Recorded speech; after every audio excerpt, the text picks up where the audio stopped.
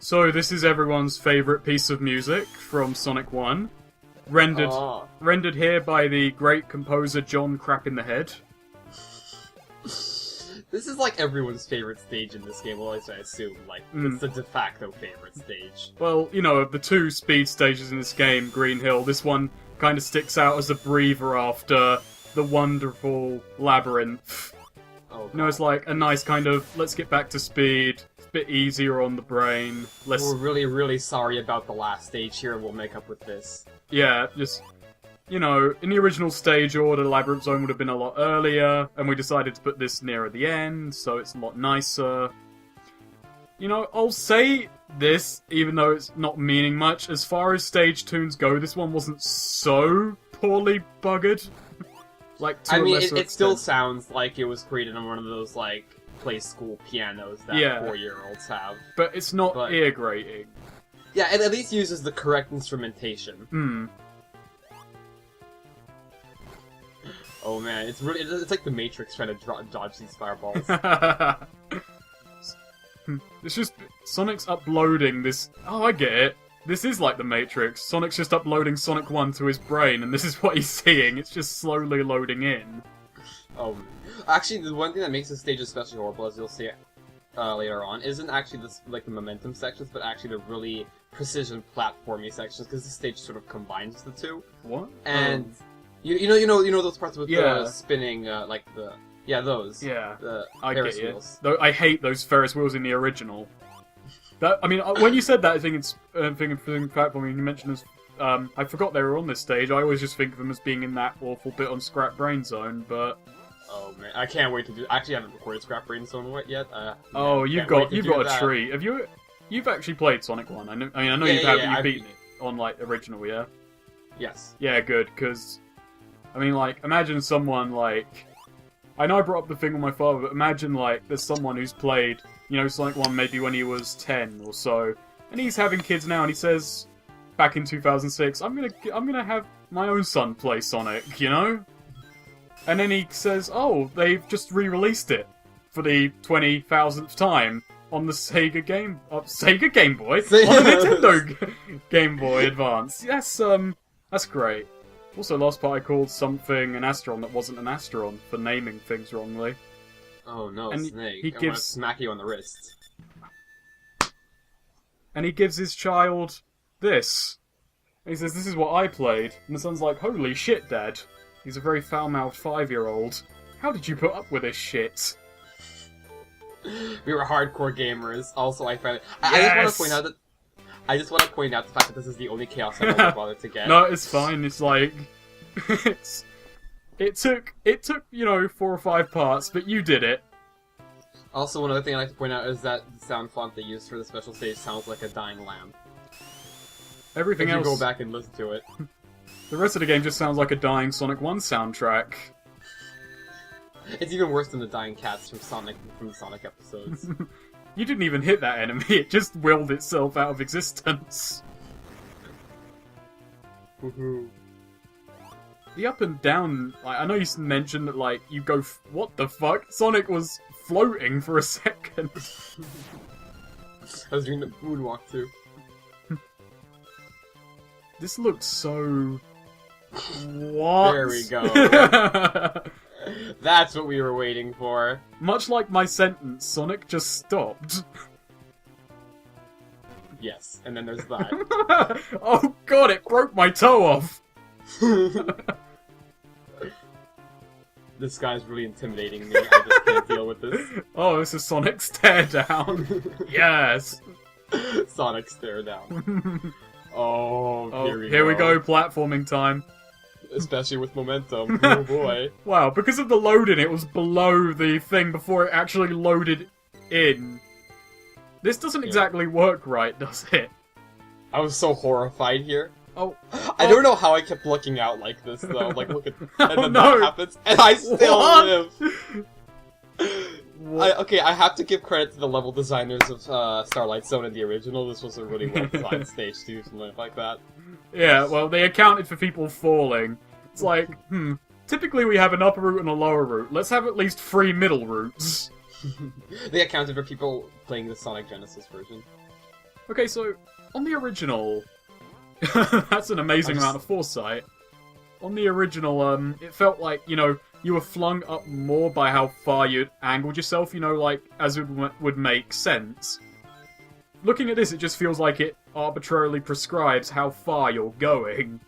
Yeah, because you can't really orient yourself well on the seesaw to do, like, to get the height you want. Also, usually when I set it up to its maximum height, I initially didn't realize, oh wait, is it gonna not come down or something? Oh, there it is. It just took its time. It's like, well, I'm off screen. I may as well enjoy it. Did the GBA just, like, forget to calculate its physics and launch it to the moon? This Game Boy Advance game has worse memory problems than I do. Oh god. I'm surprised it hasn't, forgot to load in the background at some point. I really wanted the game to put, like, barely in parentheses before past. Oh, just kind of like this game past testing. Sonic Genesis just barely passed Sega quality standards. Oh man. Well, that was about as well edited as this game is. Wee. Supersonic 2 miles per hour. The fastest hedgehog alive.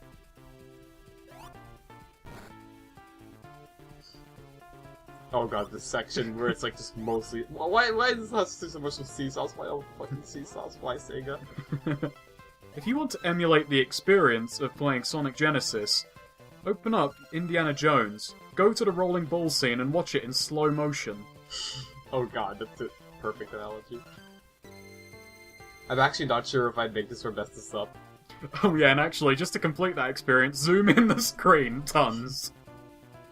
You'll be able to see about Indy's face, but that'll be like an appropriate proportionment to this game. Oh yeah, and compress the sound several times.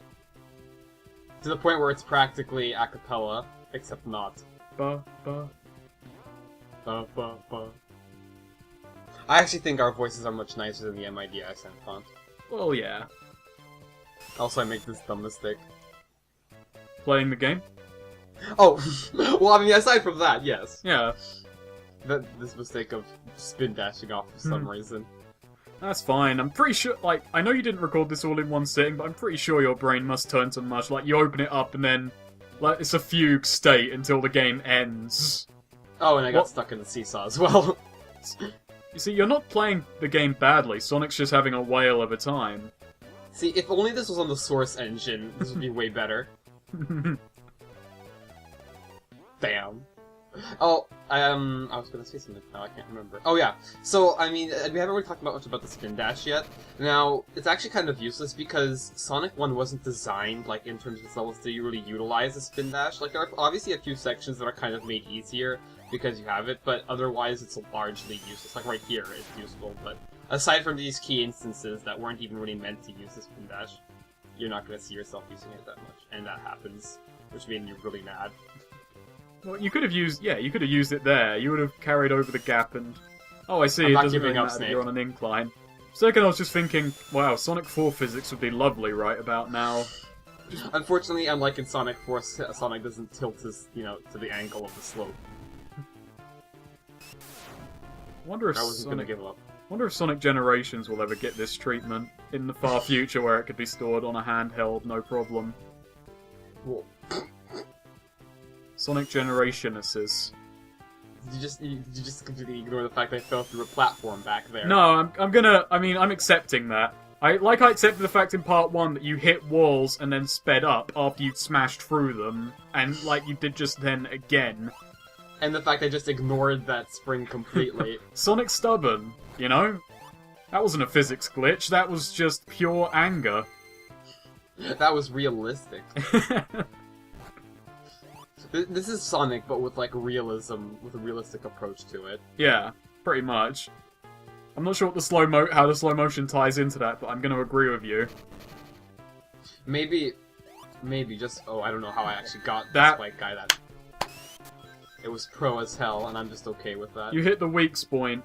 The weak point. The weak point being the spike. The spiky ball. Oh, it's the boss fight, and Eggman's turned up late! Oh, there he is. Or rather, he didn't turn up late, he just sort of didn't notice us approach him. Oh yeah, the screen's pulled in. Of course he couldn't see us. I think Eggman's got sonar vision as well.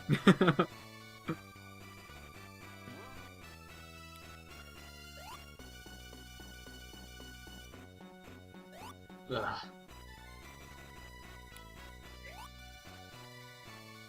So, Sonic Generations. This is Sonic Genesis, rather.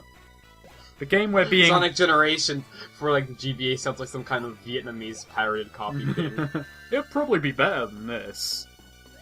Probably. At least it'll have hilarious, like, translation issues somehow with the Sonic game. They misspell rings as, like, coins or something.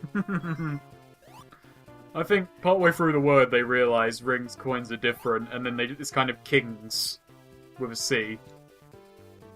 Now we release a bunch of animals into the city to get hit by cars. A merciful end.